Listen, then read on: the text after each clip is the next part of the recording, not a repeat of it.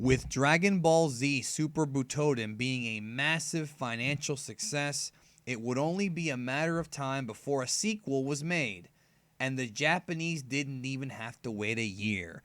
Let's talk Dragon Ball Z Super Butoden 2.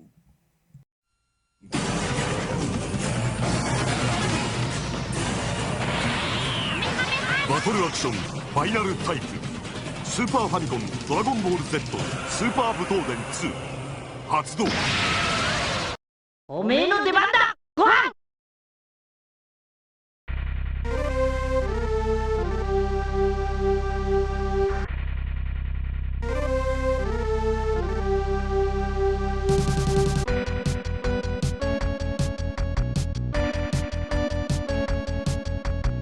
Dragon Ball Z Super Butoden 2 was released 8 months after the first game on December 17th, 1993, during the time when the series was already in the very early Majin Buu arc.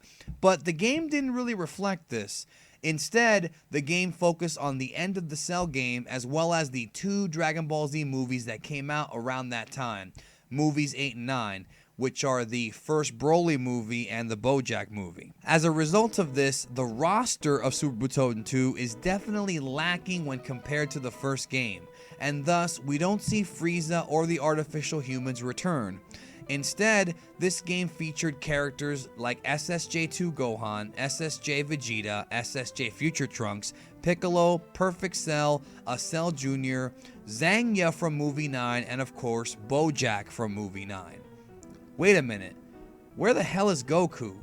Well, because Goku was dead in the series, he's not there. Or is he? If you input a code during the intro to the game, you can unlock Goku, and yes, Broly as well. This is the first video game where Broly is playable, and let me tell you, Broly fans will be happy as hell because this guy's a tank. Still though, this is the only Dragon Ball Z game I can think of where Goku is not playable from the get-go. Super Butoden 2's gameplay is a massive improvement over the first of the series. Although the modes stay the same with the Versus mode, Tournament, and Story modes, the actual fighting gameplay is way smoother and easier than Butoden 1. This time, each character's moves are much easier to execute. You can power up your ki at a much faster rate, this time by holding the Y and B buttons at the same time, and you don't have to fly. And there are new stages that have gorgeous backgrounds, including one where you go underwater. The overall graphics had a huge overhaul, with the ki blast now being twice their size and much more accurate to the epic ki blast in the series, as well as giving you the ability to block or even counter a ki blast and have an epic beam struggle just like in the show. In addition to that, this game also institutes a much more complex combo system where you can hit quote-unquote meteor combos that do lots of damage up close. And you can also pick the same fighter in Versus mode with a palette swap. And what's interesting is that Goku and Vegeta have alternate costumes that kinda look like the Revival of F costumes 2 decades early. But really, the biggest strong point of this game, in my opinion, is the epic story mode. The best of any of the Butodens, and really one of the best in any game even to this day. You choose from Gohan, Trunks, Vegeta, or Piccolo, and begin with the Cell games where Butoden 1 left off. What makes this so awesome is that depending on whether you win or lose, the story continues and takes a different turn, with a number of what-if possibilities. You choose a sparring partner first, and then we see Mr. Satan get smacked. Cell self-destructs, comes back, and we have our big fight. If you can't beat Super Perfect Cell, Gohan will do it for you with the Father-Son Super Kamehameha. Now, once Cell is defeated, you move on to Movie 9, known as Galaxy at the Brink, or for Western audiences, Bojack Unbound. However, the story in the game is actually vastly different than in the movie.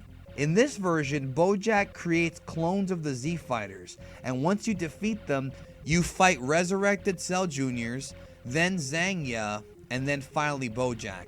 I did find it very interesting that of all of Bojack's henchmen, Zangya was the only one that made the game. Maybe because they wanted to have a female presence to replace 18 from the last game, but I don't know. Now, if you fight Bojack and lose the fight, Broly will appear and kill him for you. Then you gotta beat Broly. If you play the game on the higher difficulties and you play it with the correct way of playing it, when you make the correct decisions, you get what appears to be kind of a retelling of the second Broly movie, where Broly arrives looking for Goku, but of course, since Goku is dead, he has to fight the Z Fighters. But of course, it's the Cell Saga Z Fighters, so you're not going to get Goten or Trunks. The awesome story mode and the enhanced combat system make this, to me, the absolute best of the original 3 Butodens. Some pre-orders of Extreme Butoden come with a downloadable copy, so I hope everybody will get a chance to enjoy Super Butoden 2 from the Super Famicom, a truly classic Dragon Ball game, probably the first real quality fighting game that was ever put out with the Dragon Ball Z name on it. Check it out, and I'll catch you down the road.